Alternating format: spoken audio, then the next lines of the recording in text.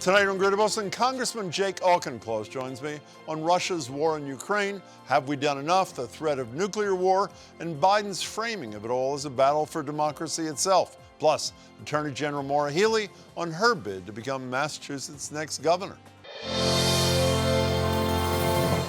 More than 2,000 Ukrainian civilians have been killed in the Russia invasion so far. That's according to Ukraine's State Emergency Service, which says hospitals, houses, and kindergartens have been destroyed, and Russian troops have been steadily gaining ground on major cities, though that 40-mile Russian convoy outside Kyiv appears to be stalled. The UN General Assembly voted overwhelmingly today to condemn Russia for its actions, but such a vote comes with little action, and action is what Ukraine's president has been pleading for since the invasion began a week ago. Still, Joe Biden reiterated in last night's State of the Union address the U.S. will rely on sanctions and economic measures to try to stop Putin, not troops on the ground in Ukraine. But he made it clear there's a lot on the line in this war. Throughout our history, we've learned this lesson. When dictators do not pay a price for their aggression, they cause more chaos. They keep moving. I'm joined now by someone who was there, Congressman Jake Auchincloss of Newton, former Marine, served in Afghanistan, member of the House Subcommittee on National Security, International Development, and Monetary Policy. Congressman, good to see you again. You as well. You were here a couple of weeks ago. You said you praised the president for threatening sanctions, working with allies, organizing them, and offering aid. How do you feel about his performance 2 weeks later? His performance has been superb vis-a-vis Ukraine. And his speech last night is going to be remembered against the context of this unprovoked, unjust invasion. He is rallying the free world in the manner that Americans expect their commander-in-chief to do. He is making clear that in the long run, this invasion is going to leave Russia weaker and America stronger. And he is also making clear that we can use diplomacy to keep a united front at a time when comprehensive coordinated sanctions are going to be the key to weakening the Kremlin. I'm sure you will not be surprised to know virtually all of your Republican colleagues, including a governor from the Midwest last night who gave the response, disagrees. Here's Governor Kim Reynolds.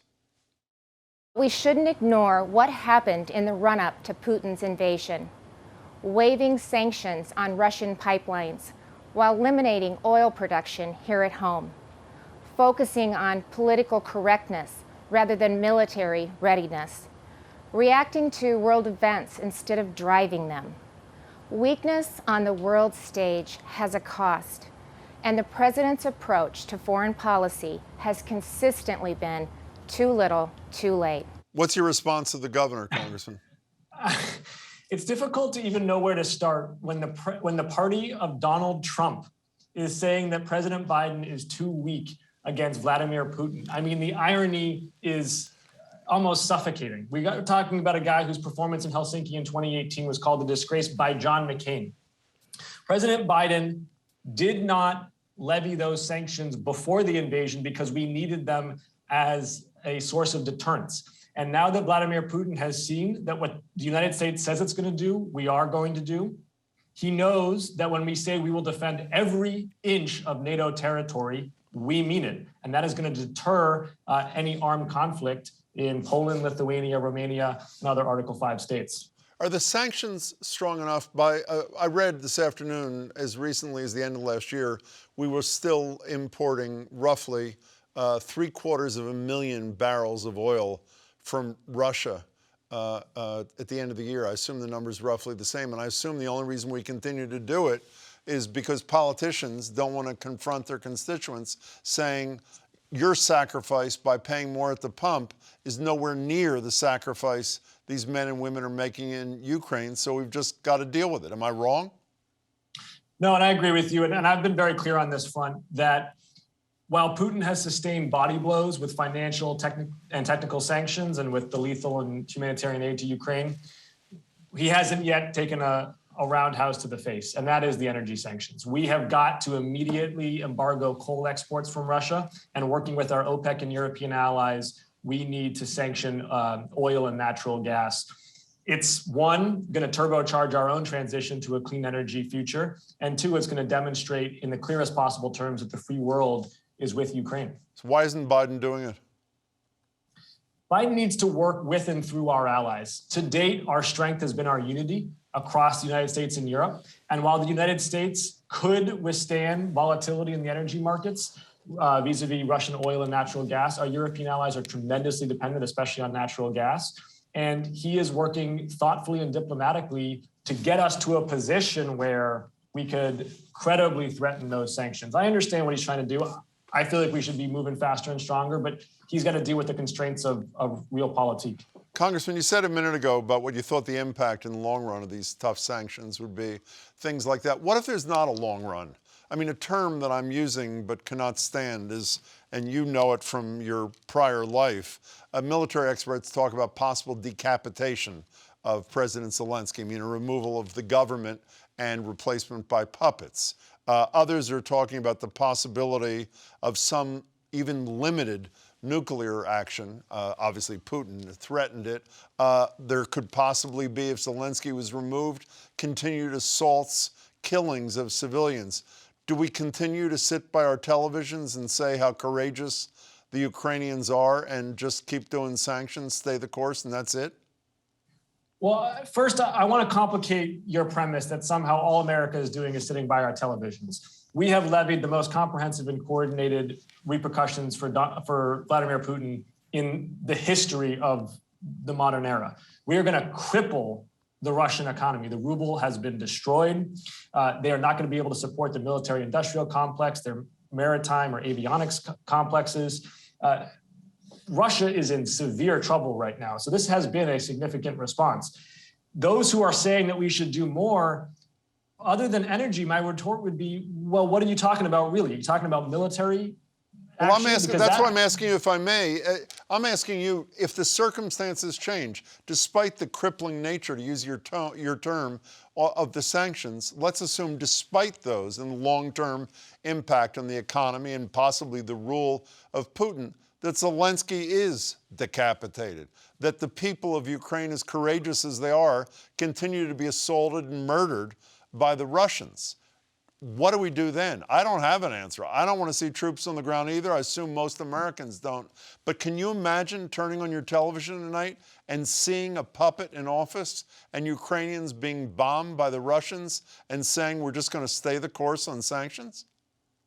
Vladimir Putin is going to learn the hard way that wars are simple to start and they're a nightmare to end. And what we're going to see over the medium term is, one, a highly resolved and effective insurgency in Ukraine that is going to be armed by the West and is going to be reinforced by Western sanctions. And two, a declining standard of living in Russia that erodes his base of support.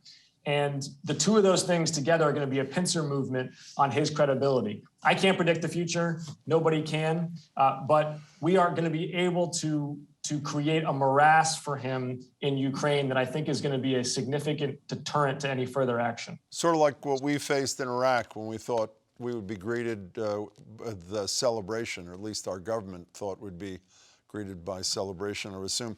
Congressman, can I broach a couple of things that were not mentioned last night? Were you disturbed by the fact that other than 500,000 charging stations, there was no mention of arguably the greatest existential threat to our planet, climate change, by the president? I watched with interest and read with interest this morning Senator Manchin's response to the president's domestic agenda outlined last night, which was to say Senator Manchin would support Medicare negotiation of drug prices and higher taxes to fund increased investments in clean energy. I'm with Elizabeth Warren. I think that's a good deal, and we should be pursuing that vigorously because clean energy investments have massive impacts on our, not just the United States, but the global carbon footprint. How about Biden essentially not touching the topic last night, Congressman? President Biden campaigned on the topic, and he spent a year's worth of political capital on the topic. I don't think it's really fair to question where his views and where his policy are. He put forward specific action items with the Build Back Better agenda. It stalled out. We're restarting those talks now. And Senator Manchin has been clear that climate is on the agenda. So I'm actually optimistic that we can make movement on clean energy here. Build Back Better, as of last night, is not called Build Back Better. As you know, it's called lower costs and lower the deficit. If some critical elements of that are not law by the midterms, should the Democrats pay a price for that? I think we're going to be judged as a party on whether we are putting COVID behind us. People feel like they are living their normal lives, whether we have a strong economy ahead of us, and whether we're protecting democracy at home and abroad. Those are the three big pillars that Americans need to feel Democrats are delivering on. 9 months is an eternity in politics. There are upward trends in all three of those fronts. And I still feel confident about our chances in the midterms. Before you go, I was thinking while I'm watching the speech last night at a particular moment about all of you who have served in the military prior to your service in Congress. When that fool, that congresswoman from Colorado, got up when the president was talking about soldiers who died following exposure to these massive burn pits, and she stands up and yells and heckles him. What was your reaction to that, Congressman? She's an embarrassment. And it angers me that Americans perceive her, because of her outsized visibility on cable news and social media, as somehow representative of members of Congress generally. She's not. She's an outlier. She's a joke. And we, as members of Congress, owe it to our constituents and to ourselves and to the institution to exhibit much higher levels of decorum and collegiality than she displayed. Well, exhibiting much higher levels of decorum is not that hard in her case. Jake Auchincloss, thank you much for your time. I appreciate it as always. Take care. Attorney General Maura Healey announced her run for Massachusetts governor in January. She's competing with State Senator Sonia Chang-Díaz for the Democratic nomination. Maura Healey joins me now. Attorney General, it's good to see you. Great to be with you, Jim. Why are you running? Well, you know, I love Massachusetts. I believe so much in our state, Jim. I believe in our people. I also believe that while Massachusetts has some of the best schools and hospitals and innovative companies and know-how, too many in Massachusetts, too many families are just not sharing in that prosperity. And I want to be a governor who changes that, who moves us forward as we move through this pandemic. I want to invest in our people. I want to invest in infrastructure, in transportation, and in housing. I want to be the most aggressive governor in the country when it comes to the climate crisis. I want to fix our childcare system that right now is a barrier to so many returning to work, especially women. And I want to bring priorities of my own to this office. I've spent a lot of time, as you know, working on issues of the opioid epidemic and substance use disorder. And as governor, I believe deeply that we need to commit resources to mental health so that more people in the state, I don't want a situation where a single child or person in the state doesn't have access to the behavioral health services that they need. And finally, as I've done as Attorney General, I want to put equity. I want to put equity as a lens on everything that we do. So I have the vision, I have the ideas, and I know that we are capable of so much more in this state. It's a matter of collaborating, it's a matter of convening, it's a matter of leading, and that's what I intend to do. So if you were to be elected to follow a pretty popular guy as governor, Charlie Baker, the night of his State of the State, you're quoted as saying, terrific speech, a terrific positive message. At the same time, your Democratic opponent basically trashed it, saying no sense of urgency on things like COVID and climate. That was just one night. Let's look at 7 years. How would you rate Charlie Baker's years in office? I think in many respects, Governor Baker has done a really excellent job in stewarding our state. And I will tell you that there have been times where he and I have not agreed on everything. We've had some different philosophies about things. But, he always brought to the table and brought to the game an earnestness and a commitment to trying to do the right thing to help people here. And I think that's what we ask of those who serve in government. Now, Charlie Baker will no longer be governor. And so as we look ahead, I am talking to people and I am listening to people about what they need and what they see here in the state. And I know that I will be a governor who will lead with principle, with values, who will put people at the center of what we do. My job has been over the last 7 years to try to take care of residents, to try to stand up for people, look after those who are vulnerable, to work in helping to support our small businesses. And as governor, you have to have that ability to bring people together, to listen, including to opposing views, and to try to collaborate with partners to get things done. And I think that's what people in this state are looking for. They are looking for action. They are looking for results, particularly in the areas that I mentioned. We've got a real problem with a high cost of living in this state. We've got a housing crisis in this state. Rents are unaffordable, mortgages unattainable for some. And we've got a desperate need, an urgent need, particularly now as we're receiving federal funding, to invest that money in much needed infrastructure and transportation.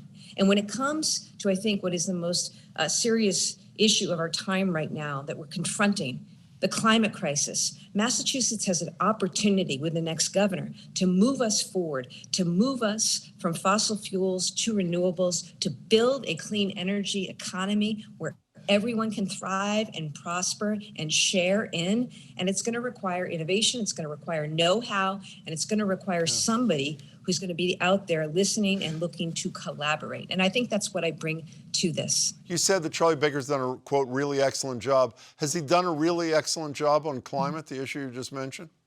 No, and I said he's done, to be clear, I said Governor Baker's done a really excellent job in many respects. And I what would point, you for have done example, differently? to the work What would you have that done differently he on has climate? done on combating the opioid crisis. That's an area where we worked together extensively.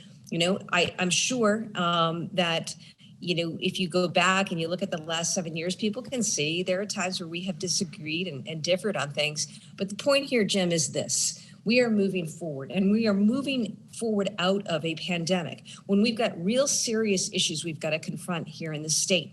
There's not an industry right now in our state that isn't having an issue with workforce development, literally finding workers to do the job.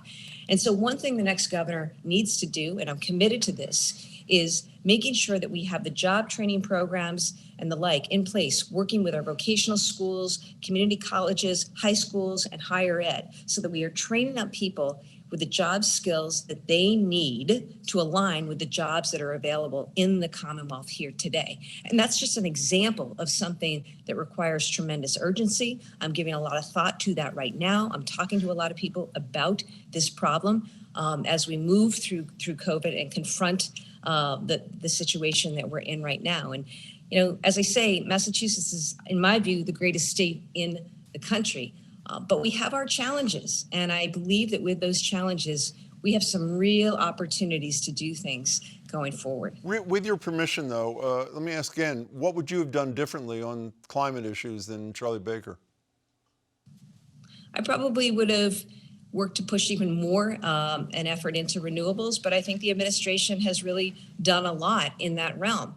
You know, but again, I don't think the voters in Massachusetts are particularly interested in what woulda, coulda, shoulda, might have been done. I think voters need to know what I'm going to do as governor. And when I say, when it comes to climate, I'll be the most aggressive governor in the country on climate, I will be. I also know that it's not the work of any one governor alone. You have to work regionally on this issue with other governors. You have to work with the federal government on this issue as well. You have to work with the business community on this issue as well. You got to bring a range of stakeholders together to get to where we need to go. When you think about what we need to do in this space, building out the infrastructure, building the resiliency, electrifying our cars and our buses and our transit systems in particular. When you think about the work that we need to do to make sure that the wind and renewables being produced offshore are actually able to navigate the grid and be transmitted into businesses and homes so that people benefit from that. These are things that we need to work on. We're starting to work on them. We just need to do so with an urgency and an investment that we haven't brought to bear yet. And now with the federal funds coming in, we have that opportunity, and I look forward to doing that. I want to do that aggressively as governor. Maura Healey, we're the only state in the country, I'm sure you know, where the legislature, the judiciary, and the governor's office claim an exemption from the public records law. Would you change that? Would you claim the same exemption as Governor Baker, or would you be the opt-out in that threesome? Well, first of all, I'm the person here who's complied with the public records law for years. My office is subject to the public records law, and we are regularly complying with that and responding to requests for public information. Jim, I'm about transparency. I'm about providing information to the public. You know, we work really at the behest of and for taxpayers who deserve the accountability and transparency in government. So as governor, I'm not going to change that. Whether or not the law requires it, I have already said that I would make the executive branch subject to the public records. I know you want to talk about Baker's record. I want to talk about yours briefly as Attorney General. You opposed the legalization of marijuana in 2016, recreational. Do you regret that 6 years later? I wouldn't say that I regret it, Jim. I think that at the time in 2016, I was very concerned about the effect that that was going to have on young people with respect to use, with respect to addiction, with respect to mental health. Were you wrong? I think I'll leave that for others to judge. I'll tell you what I have done, Jim, is I've worked really hard to make social justice advocates my appointees to the Cannabis Commission, because one of the reasons, if you look back in terms of supporting legalization, was to try to have this be something that would redound to the benefit of communities that had for far too long been ravaged by things like the ill-guided war on drugs, right? Mm-hmm. And as Attorney General, I have really tried to focus on that, both through the people who I have appointed and the positions that I've taken, because, you know, for the industry to come, and it's come, I just want to make sure that everybody is able to share in the benefits and the gains of that industry. And I think we still have more work to do when it comes to the social justice issues that were in fact driving a lot of the proponents of that law.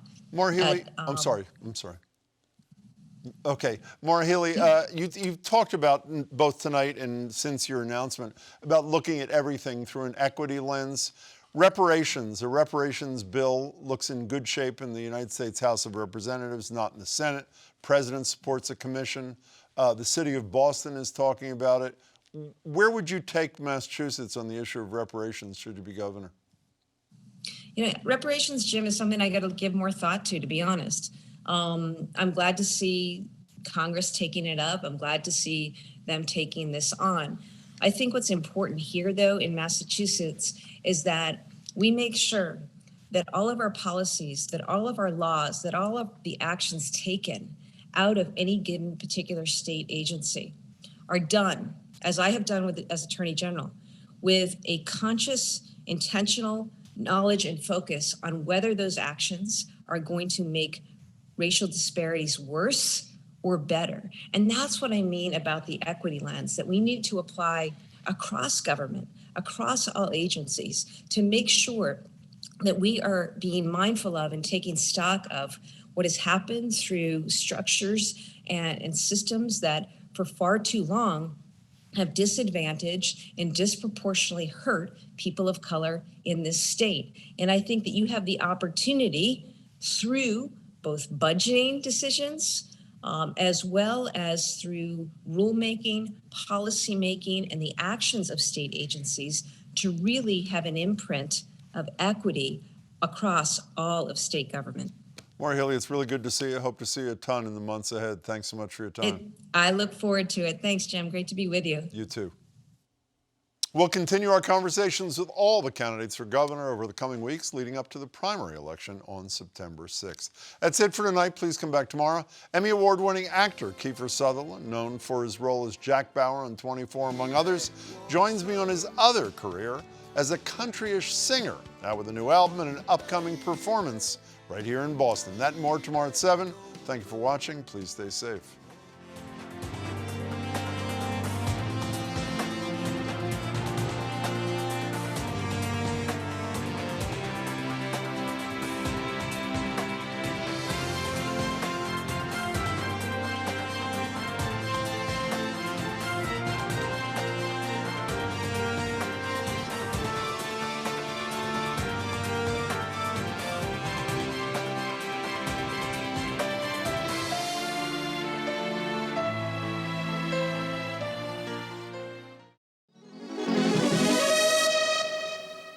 Hey folks, Edgar B. Herwick III here from GBH's Curiosity Desk, where you ask questions and I find answers. Today, how did this 12-foot bronze pair end up at one of Dorchester's busiest intersections? If there are two things you cannot spit without hitting in this town, it's a Dunkin' Donuts and a historic statue. Now, most of them are pretty by the book. Paul Revere atop his horse in the North End, martyr for religious freedom Mary Dyer sitting contemplatively outside the State House, Celtics coach Red Auerbach chomping on a cigar on a bench in Quincy Market. But artist Laura Baring-Gould had a completely different kind of statue in mind for this spot in Dorchester, Boston's most diverse neighborhood. An enormous pear. Doing public art is always a tricky endeavor because who's the public? What's the public? Ladies and gentlemen, I present to you a small, randomly selected, non-statistically significant sample of the public. Do you have a theory as to why they put a giant pear here? There's a book called James and the Giant Peach, and the mayor in 1963 read the book and decided to one-up it. I don't know. It's doing its job. It's doing its job. I passed by with my granddaughter, and she asked me about this pear, and I don't have an answer. I say, I don't know what does that mean. I would like to know what is that. All right, you gonna tell me why we have it here now? Pears were once grown in abundance here, and one variety was actually created here by a guy named Thaddeus Clapp. Now, he took a Bartlett pear and crossed it with a Flemish beauty to create a brand new pear unique to Dorchester. The variety was aptly named Clapp's favorite. But that's not the only reason for this enormous fruit. Baring-Gould settled on this pear idea after months of research and countless conversations with people all around the neighborhood that revealed a rich agricultural heritage here that cuts across culture, class, and time. I see in the Vietnamese communities people growing cucumbers in their gardens. And then as you cross over the Cape Verdean communities, people are growing beans. She also learned about the neighborhood's 17th century farms, its 19th century orchards, and saw tons of 20th century photos of kids playing in front yard fruit trees. And it could also be this unlikely symbol. What's a pear doing in Dorchester? Why a pear? Around the pear are 10 smaller sculptures, honoring Dorchester's unique history through everyday objects. There's the Three Sisters crops, squash, corn, and beans, vital to the area's indigenous peoples. There's dog tags honoring local veterans, a triple-decker house, and more. But it is the pear that looms largest here, and Baring-Gould sees it as a fitting metaphor for Dorchester. A sweet, tough-skinned hybrid fruit, something wholly new, only made possible by cross-pollination. Thank God, now I know what I'm gonna say to my granddaughter. So, there you have it. Don't forget to like and subscribe, and perhaps most importantly, let me know what you are curious about, because hey, I might just look into it for you. I'm Edgar B. Herwick III. Stay curious out there. Oh, pretty good. This is a tasty pear.